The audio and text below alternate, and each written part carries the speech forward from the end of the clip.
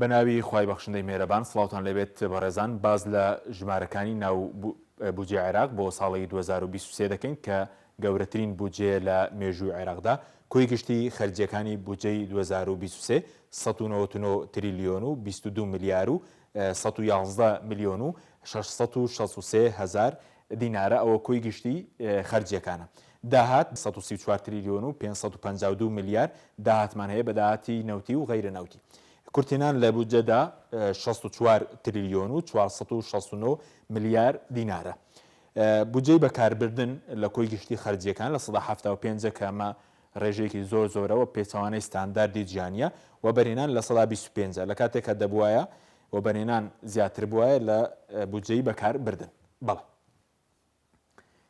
ئەمەش داهاتەکان لە بودجێ عێراقدا داهاتی نەوتی 170 تریلیۆن و 252 میلیارە کە لە 187 داهات پێک دەهێنێت. داهاتی نانەوتی ئەو داهاتانەی کە داهاتی ناوخۆ و خاڵە سنووریەکان 17 تریلیۆن و 300 میلیارە کە لە 13 کۆی گشتی داهاتی عێراق پێک دەهێنێت بۆ ساڵی 2023.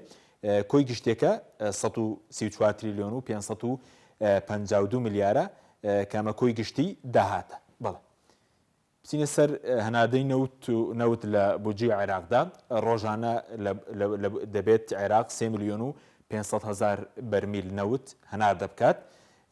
عێراق بە تەنیا خۆی 3 میلیۆن و 100 هزار بەرمیل نەوتی ڕۆژانەیە و هەرێمی کوردستان دەبێت 400 هزار بەرمیل نەوتی ڕۆژانە هەنار دەبکات. نرخی نەوت لە پرۆژە یاسای بودجە نرخی نەوت لە بودجەدا بە 70 دۆلار خەمڵێنراوە بۆ هەر بەرمیلێک نەوت.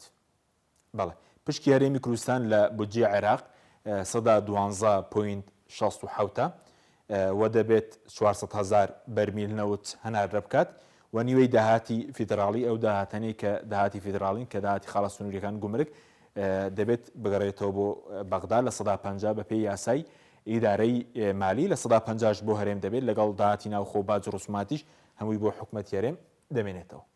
بەڵێ پشکی هەرێم لە بودجێ عێراقدا بچین سەر وردەکاریەکەی 16 تریلیۆن و 479 میلیارە خەرجی بەکاربردن و وەبەرهێنانە.